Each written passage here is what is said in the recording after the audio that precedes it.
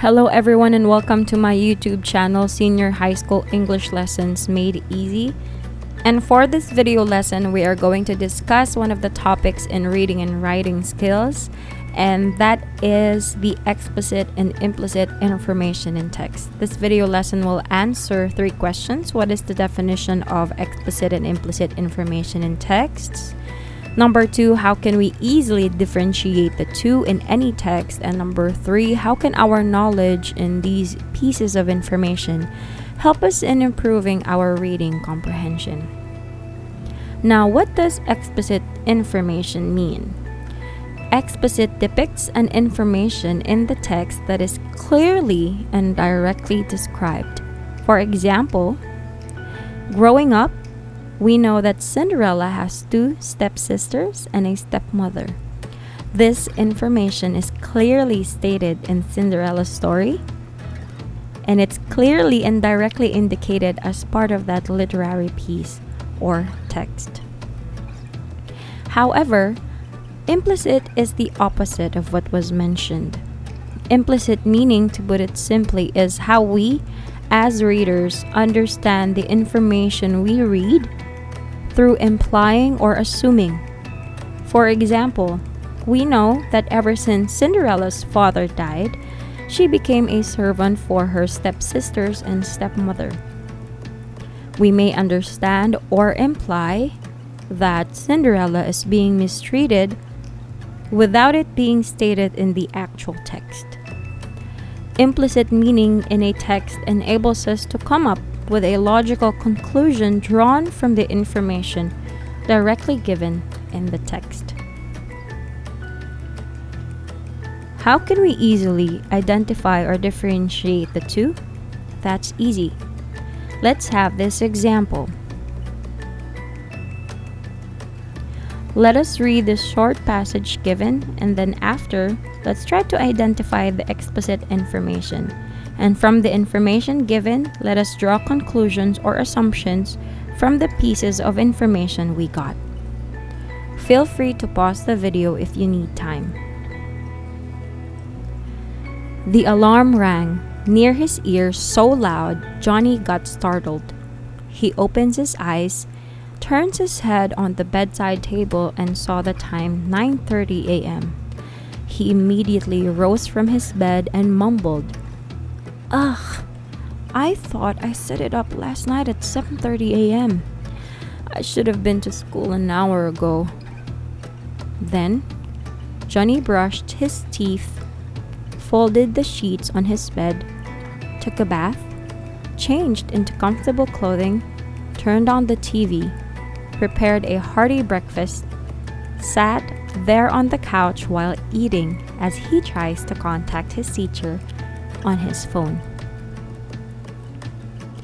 What are the explicit information we can get from the passage? Take note that these explicit pieces of information is clearly and directly stated in the text. Number 1, Johnny is our main character. No other name is mentioned in the passage, so Johnny is our main character. As stated once again in the text, his alarm rang at 9:30 a.m. when it should have alarmed at 7:30 a.m. And just as Johnny mentioned earlier, he is late for school. Here are the highlighted phrases and words or sentences that we got.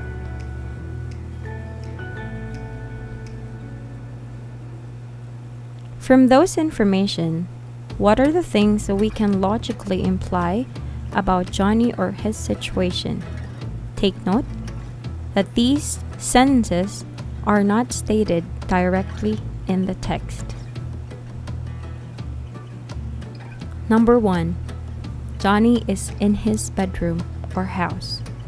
Although it was not indicated that Johnny is in his house, we can simply conclude that because Johnny seems to know his way around the place.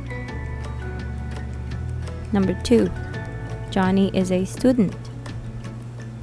Although once again it was not stated, we can conclude or logically conclude that Johnny is a student because of the words school and teacher. Number 3, Johnny seemed to be unbothered with the fact that he is late for school, because instead of preparing for school, he wore comfortable clothing, sat on the couch, opened the television, and ate. Lastly, Johnny might be trying to come up with an excuse as to why he is late. Because as stated in the last line, he is trying to contact his teacher.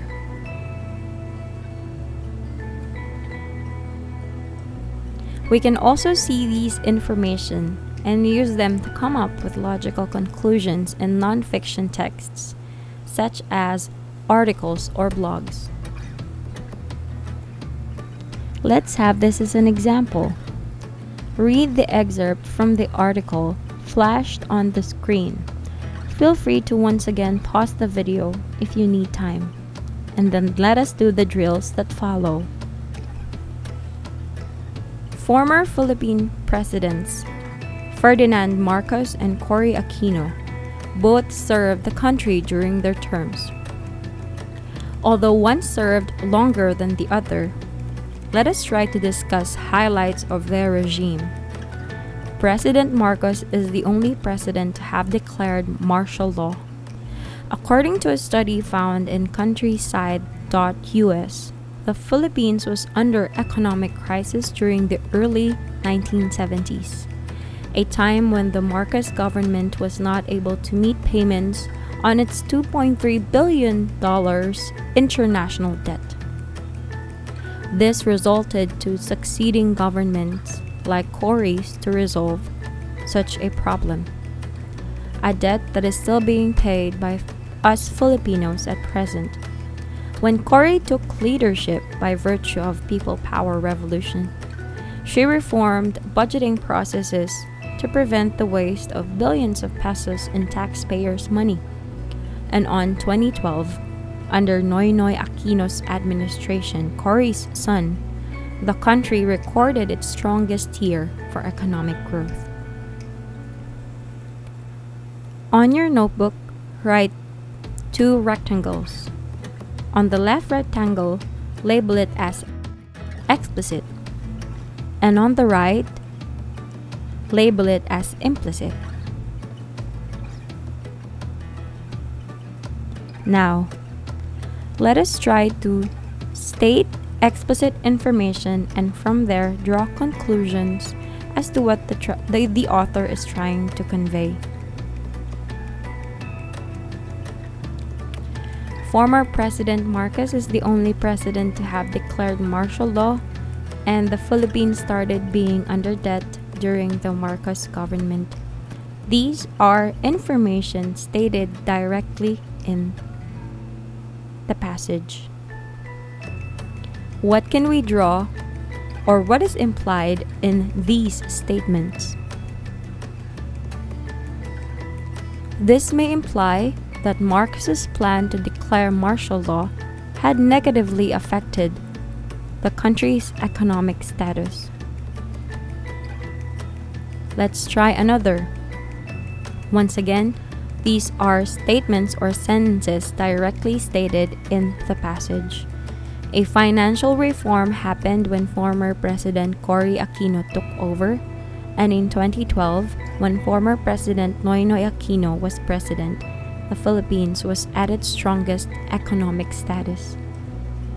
What can be logically concluded in these statements?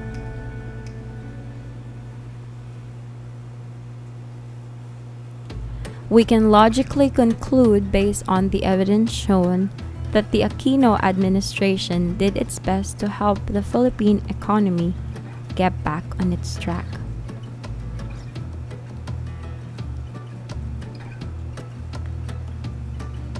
You can also draw other conclusions from statements you have chosen in the text. Now, here are questions you can answer to draw implicit meanings in the text we read. Number 1, what do you think is the position of the author between former Presidents Marcos and Cory's administration? Did former President Marcos really do a good job during his regime? And number 3, what are your thoughts about the passage? If you answered any among the given statements, then you are getting good in using explicit information to draw implicit meanings from it. To end our video, I want to ask, how are you doing so far? I hope that you are learning a lot, and I also hope that this could help you in your reading journey.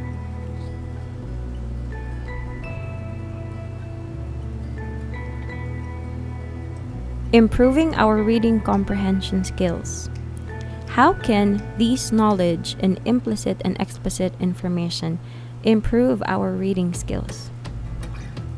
As I end my video, I am going to give you 3 statements that explain how our knowledge in these meanings can help improve our reading comprehension skills. Number 1, it merges our stock knowledge to our newly acquired information, thus enhancing our critical thinking skills. Number 2, it helps us draw logical conclusions rather than making stuff up based on hearsays. And number 3, it allows us to be submerged in the text that we are reading. Thank you so much for watching and listening in this video lesson, and I hope that you have learned a lot. Don't forget to subscribe. Senior High School English Lessons Made Easy.